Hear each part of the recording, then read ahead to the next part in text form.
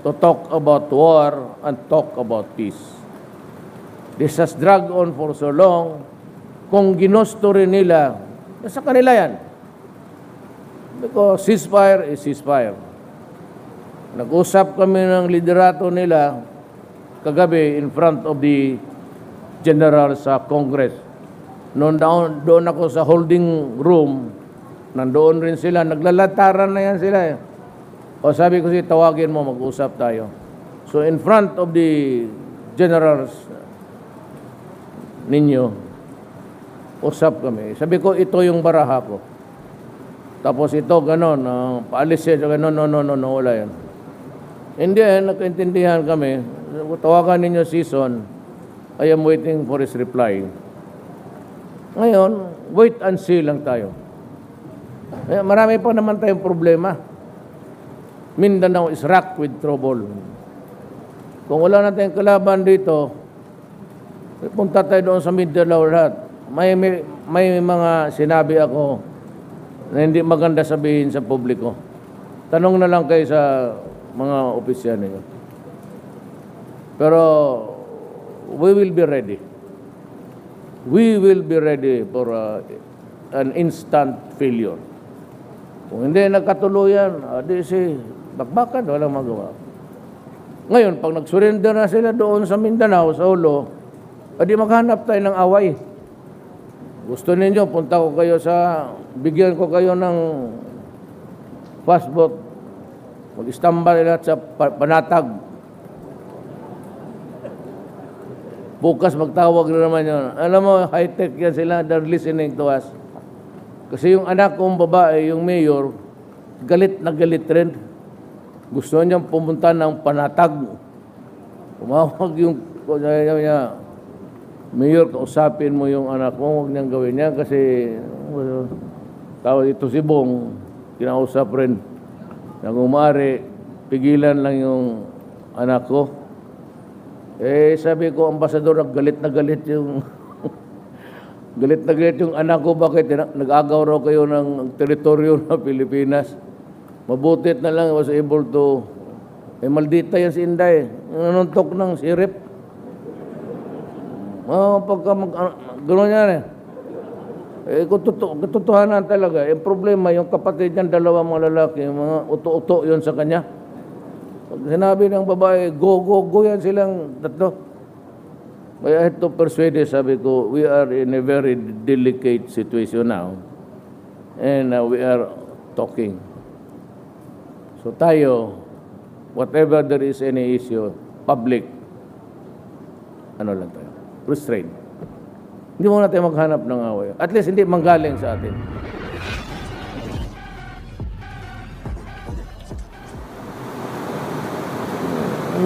Ano niya? Kasi yung mga idealists, we're fascinated by itong mga revolution. Kasi ngayon, 70 years old na, 71, gusto ko, magre-retire na lang ako, napasok ako dito sa presidency. Wala na akong ibang hangarin, kundi na ang kapayapaan na lang ng bayan ko. Kung maaari, I plead peace with everybody. I do not want any single loss. Doon sa kanila, o itong sa gobyerno natin. Kung maharap, istorya lang.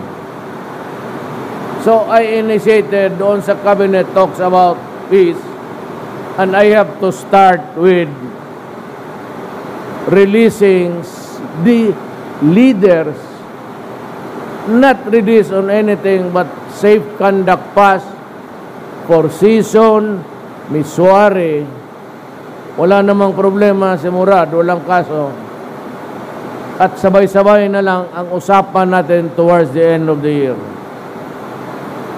Ang gusto ko lang marinig sa MI pati MN na yung Abu Sayyaf na yan, wala na ang koneksyon nila.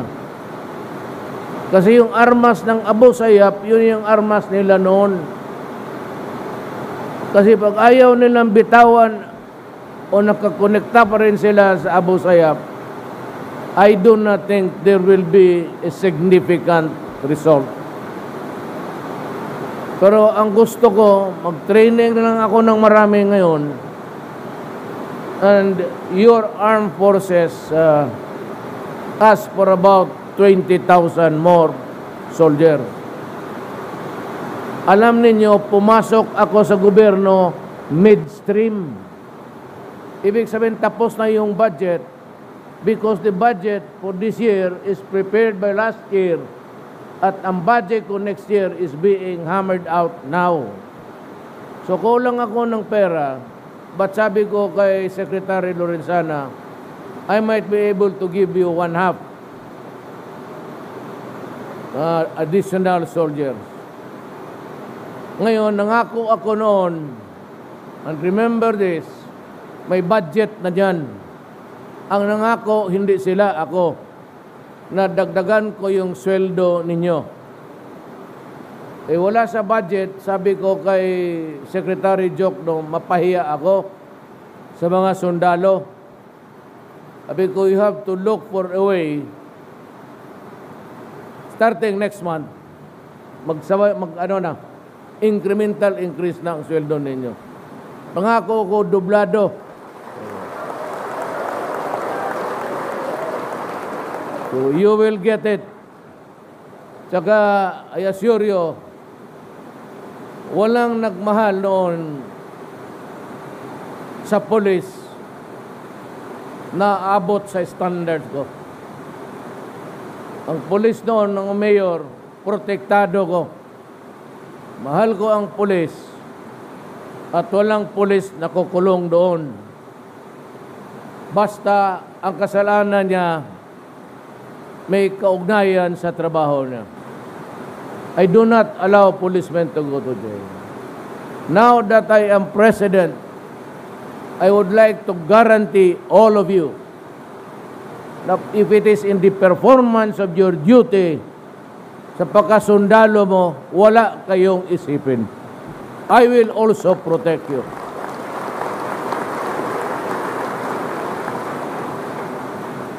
Huwag kayong mag-isip na baka masabi tayo. Pagka sa trabaho, hirit. Ang problema, kung maghirit ka sa mga babae, wala. Problema mo yan. Kasi problema ko nga eh. Makikita mo doon sa outtaking, dalawang pamilya, the right and the left. Ayaw pa ninyo yan, first time in history. At least ako lang ang presidente naglagtad ng dalawang asawa harap-harapan. Hindi nga kaya ng mga generals yan. That's life. Yan talaga ang buhay. May anak ako, alang-alang na. Yung nanay, pwede mong baliwalin, pero ang anak, adre, iba yan. Dugo yan eh. So you love your salaries. We are doing well. Galing akong Basilan. I would not want to make it clear in public. Pero naghahingi pa si magmaraming. Sige, bili tayo ng marami para maganda ang score natin doon eh. Alam niyo yan. So, magbili pa tayo ng maraming ganon para hindi na kayo kailangan, malayuan na lang. By the way, when I became president in the past days, binigyan ako ng Macmillan. Yung barrel siguro ganong kataas. The bullet, I think, is special, but it is guaranteed to hit a target 2 kilometers. Depende na lang sa computation mo sa, well, the factor that I have to compute. Sabi ko, ibigay ko yan sa inyo, ibigay ko kay, bukas kay, sa Ismingcom, balutin ko lang, padala ko kung, sabi ko, siguro dito yung mga snipers natin na maganda. Subukan daw ninyo.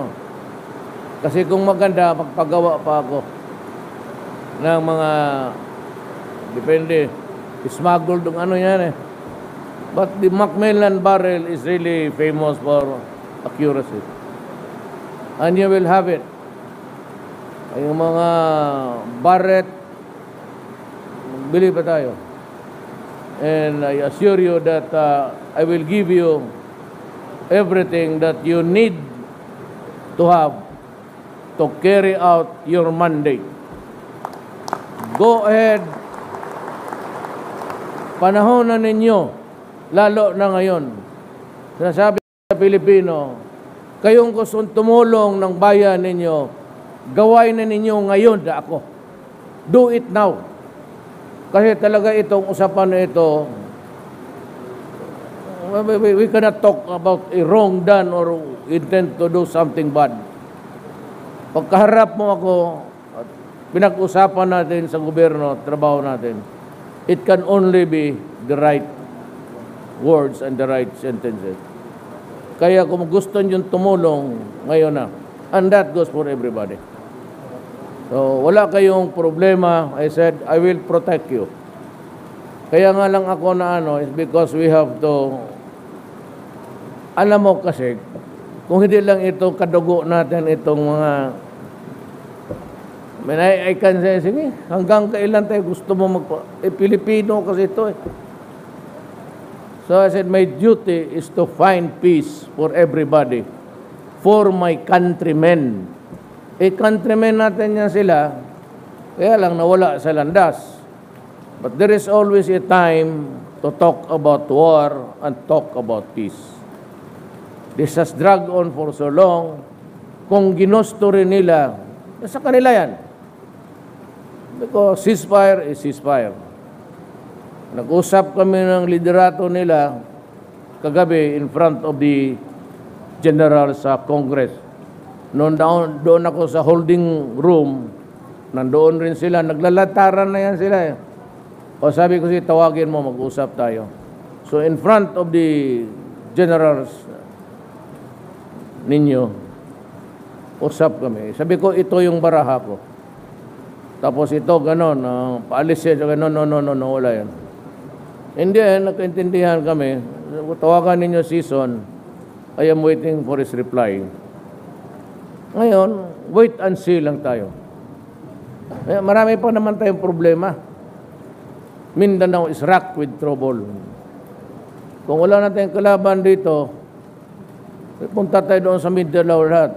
May mga sinabi ako na hindi maganda sabihin sa publiko. Tanong na lang kayo sa mga opisyan niyo. Pero we will be ready.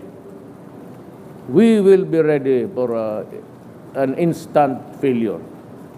Kung hindi nagkatuluyan, di si bakbakan, walang magawa. Ngayon, pag nag-surrender na sila doon sa Mindanao, sa Ulo, di maghanap tayo ng away. Gusto ninyo, punta ko kayo bigyan ko kayo ng passport. Mag-istambal lahat sa Panatag. Bukas magtawag na naman yun. Alam mo, high-tech yan sila, they're listening to us. Kasi yung anak kong babae, yung mayor, galit na galit rin. Gusto niyang pumunta ng Panatag. Umawag yung, niya, Mayor, kausapin mo yung anak mo, huwag niyang gawin niya kasi tawag ito si Bong, kinausap rin. Nang umari, pigilan lang yung anak ko. Sabi ko, ambasador, galit na galit yung galit na galit yung anak ko, bakit nag-agaw raw kayo ng teritoryo ng Pilipinas. Mabutit na lang, was able to, maldita yan si Inday, nanuntok ng sirip. Pagka gano'n yan katotohanan talaga. Yung problema, yung kapatid niyang dalawang mga lalaki, yung mga uto-uto yun sa kanya. Pag sinabi ng babae, go yan silang tatlo. I had to persuade, sabi ko, we are in a very delicate situation now. And we are talking. So tayo, whatever there is any issue, public, lang tayo. Restraint. Hindi muna tayo maghanap ng away. At least hindi manggaling sa atin. But we should be prepared. we should be prepared for any eventuality. Just like any other country in this world. We have to have a strong armed forces. We have to have a military that can really protect the people and the integrity of this republic. Kayo yan, trabaho ninyo yan. So that in return, you'll also have everything, everything that you would need na hindi kayo madihado sa bakbakan. So, hindi na magtagal kasi medyo hapon na. I do not think I can return by chopper, but I have to go home because I have a very important appointment tonight. Kung madaan kayo ng Davao, maski sino, totoo, sabihin mo lang yung sa magsaysay kami, ako na ang bahala sa inyo. Hindi na kailangan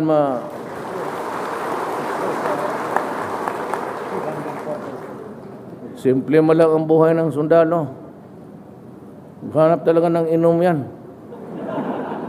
Pati may maghanap ng babae na makausap. Ito namang, when you are in a strange place, you would always want to, marami doon sa Mindanao yan, gano'n. Marami magaganda sa Mindanao. Kasi kaso lang kayo, pag isang assignment, isang hirit na naman, huwag ka magkalat ng gano'n kasi dishonorable. Well, anyway, I said, ito ang tanda no. I cannot make you happy. But ito ang guarantee ko. Remember this afternoon. I can make your lives comfortable habang hindi kayo nagtatrabaho pataya. Thank you.